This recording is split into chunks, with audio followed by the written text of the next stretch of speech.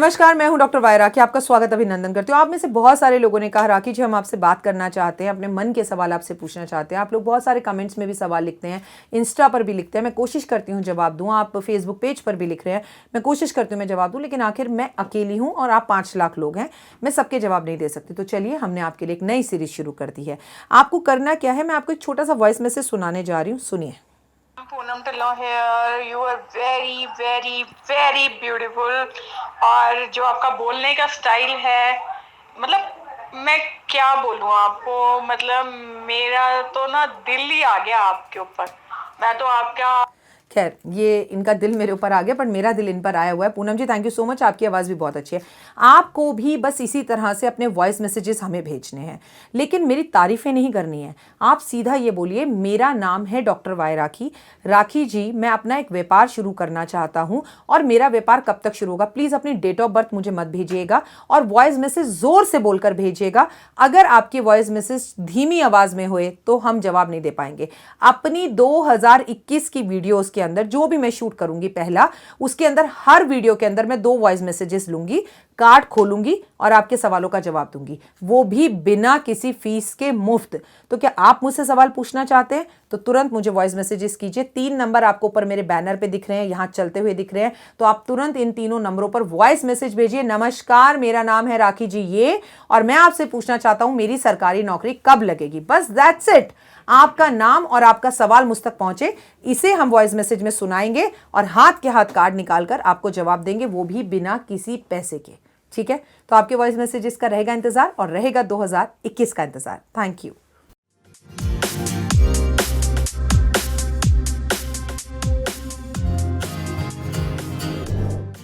नमस्कार, सुस्वागतम, वेलकम, अभिनंदन। मैं हूं डॉक्टर वाई राखी। आप लोगों का स्वागत अभिनंदन करती हूं आपके अपने यूट्यूब चैनल पर। कैसे हैं आप खुश रहें, मस्त रहें, बिंदास रहें। भगवान से हाथ जोड़कर ये प्रार्थना है कि आने वाला 2021 मेरे इस परिवार के लिए बहुत खुशियां लेकर आए, स्वास्थ्य लेकर आए, नौकरी लेकर आए, व्यापार लेकर आए, काम लेकर आए और बहुत सारा मान सम्मान, प्रतिष्ठा, शादी, बच्चे, सम्मान, सब कुछ लेकर आए, दौलत लेकर आए। आप लोग हमेशा खुश रहें, दिल से कामना करती हूँ। लेकिन सबसे पहले बिलीव इन कर्मा।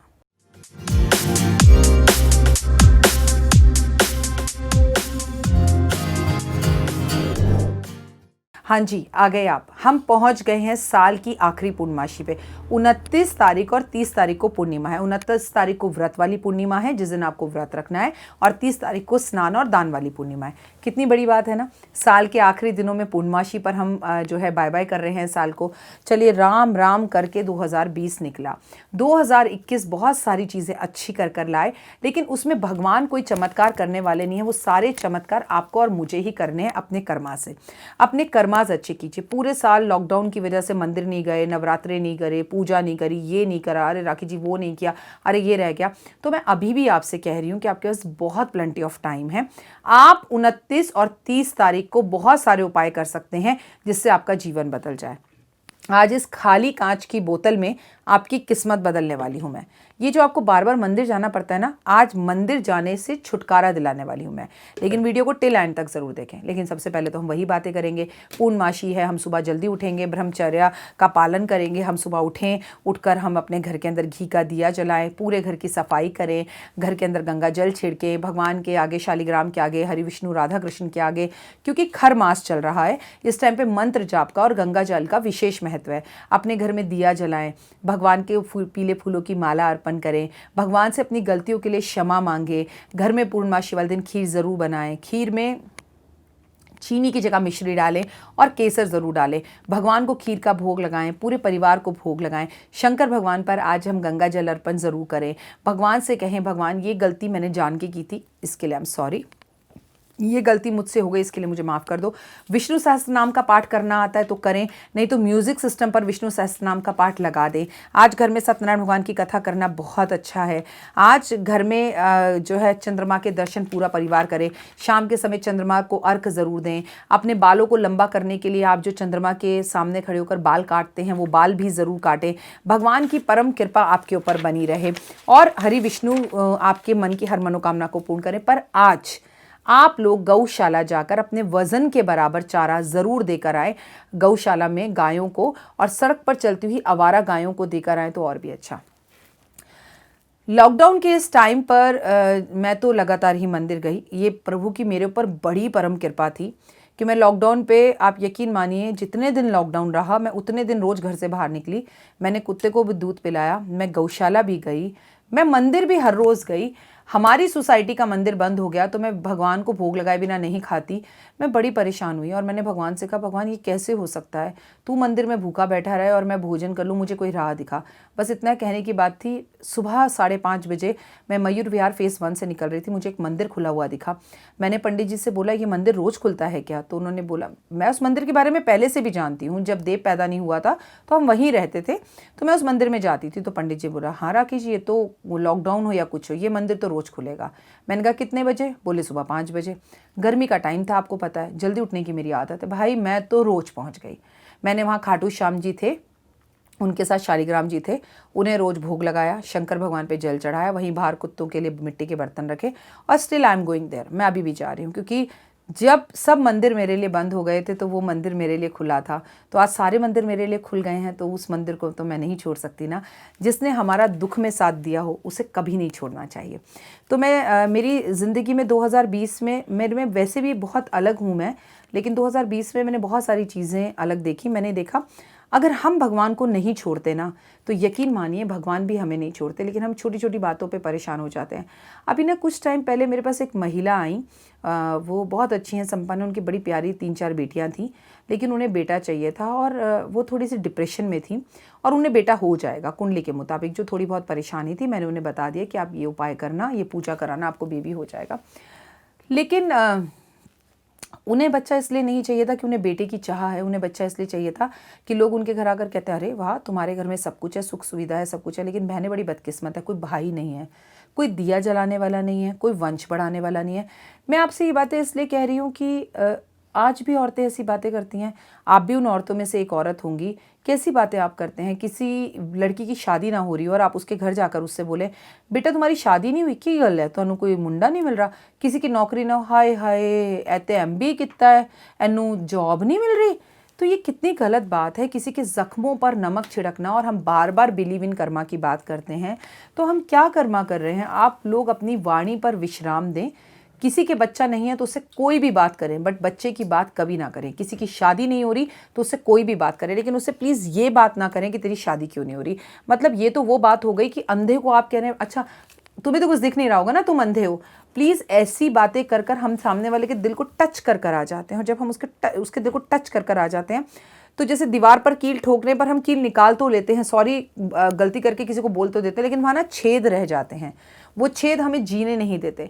तो प्लीज़ आप ऐसे काम मत करिए, ऐसे कामों से लोगों को बहुत तकलीफ़ होती है, प्लीज़ मत करिए। किसी को इतनी तकलीफ़ मत पहुंचाइए, किसी के साथ पर्सनल मत होइए, ऐसे कर्मा मत करिए। शादी नहीं हो रही, बच्चा नहीं हो रहा, नौकरी नहीं लग रही, तो ऐसी बातें बोलने से सामने वाले का दिल टूटता है। तो टूटने वाला कोई काम मत करें, बल्कि आप उससे को बच्चा ही पैदा करना सब कुछ थोड़ी होता है। अच्छा है, जब होना है हो जाएगा, और जब तेरी शादी होनी है हो जाएगी, क्योंकि मौत, शादी और जन्म ऊपर वाले ने आज भी अपने हाथ में रखा हुआ है। कितने ज़्यादा प्रिकॉशंस लेने के बाद भी क्यों कुछ बच्चे पैदा हो जाते हैं, लाखों उपाय करने के बाद भी क्यों किसी के बच्चा नहीं हो पाता, क्यों लाख कोशिश करने के बाद भी मरने वाले को हम रोक नहीं पाते, क्यों अपने हमें छोड़ कर चले जाते हैं। तो कहीं ना कहीं परमपिता परमात्मा सबसे ऊपर है, और उस परमपिता परमात्मा से भी ऊपर आपके कर्म है। यहाँ पे ना कुछ भी नहीं लिखा हुआ मस्तिष्क पे, यकीन मानिए कुछ भी नहीं लिखा हुआ। यहाँ आप हर रोज़ अपनी कलम से लिख रहे हैं, मेरा आने वाला कल ऐसा हो, मेरे साथ ऐसा हो। तो मत किसी का दिल दुखाइए, मत बद्दुआओं में रहिए। दुआओं में रहने का शौक नहीं है आपको, मत रहिए, लेकिन बद्दुआओं में मत रहिए। आज ये उपाय इस खाली बोतल में, खाली डब्बा खाली बोतल मत फेंको मेरे यार, खाली से मत नफरत करना, खाली सब संसार। आई होप आपने गाना सुना होगा।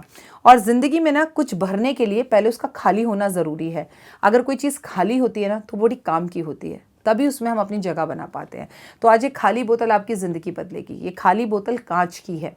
आपको भी इस आखिरी साल की पूर्णमासी पर एक खाली बोतल लेनी है, और उपाय को टिल एंड तक ध्यान से सुनिएगा।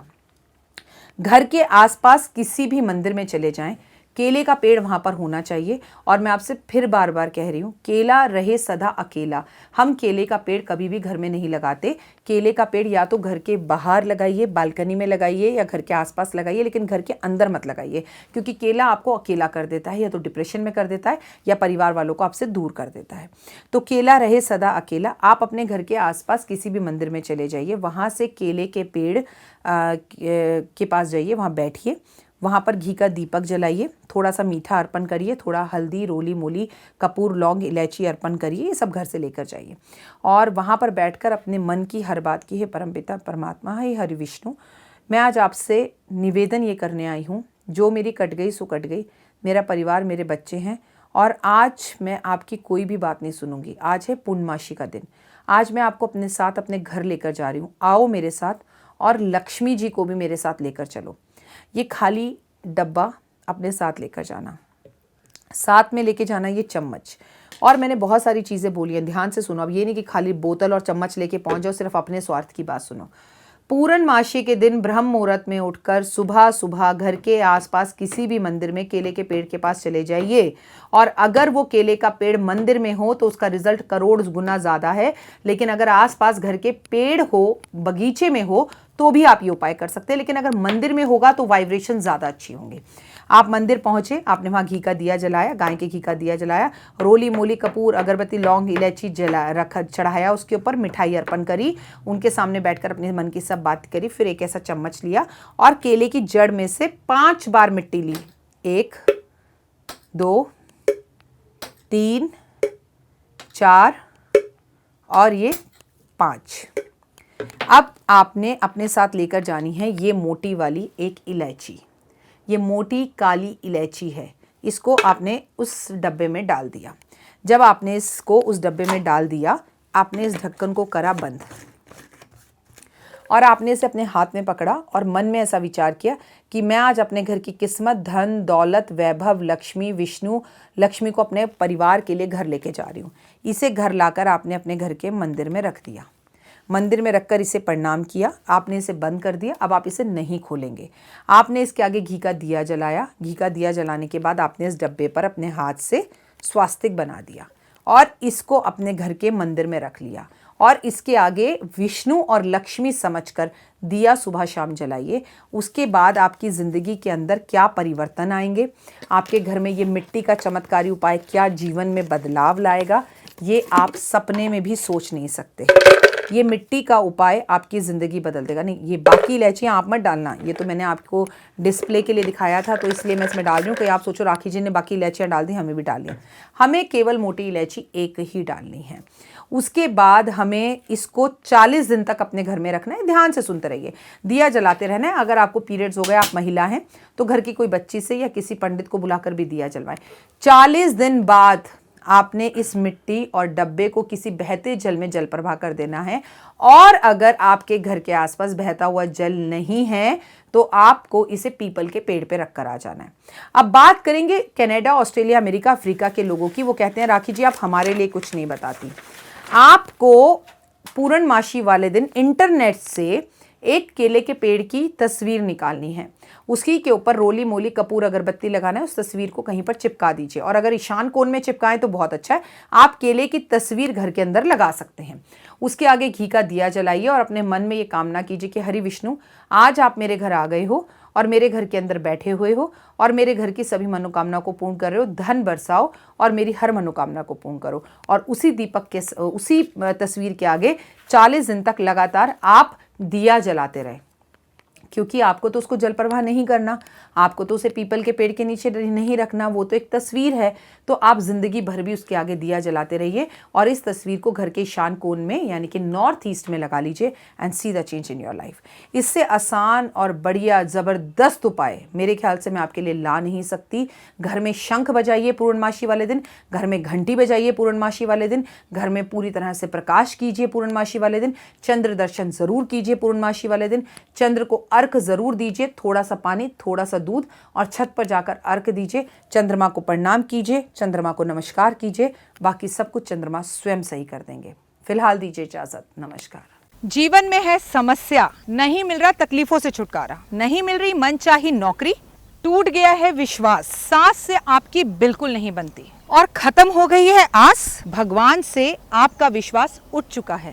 टैरो के 78 कार्ड खोलेंगे भविष्य का राज। सरकारी नौकरी से हैं आप कोसों दूर। कुंडली जगाएगी कुंडली जागरण, कुंडली बताएगी आपका भविष्य। ऊपर से ये जादुई हवाएं, ऊपरी हवाएं, जादू टोना तंत्र विद्याएं, पति पत्नी और वो। करना होगा खुद पर विश्वास। दीजिए मुझे भी एक मौका, अपनी कुंडली दिखाइए, टैरो कराइए, लेकिन अपनी जिंदगी को जल्द बदलवाइए। मैं हूं डॉक्टर वाई राखी। आप मुझसे बात कीजिए, फ़ोन कीजिए, अपॉइंटमेंट लीजिए। आपकी ज़िंदगी के अंदर आएगा ज़बरदस्त बदलाव।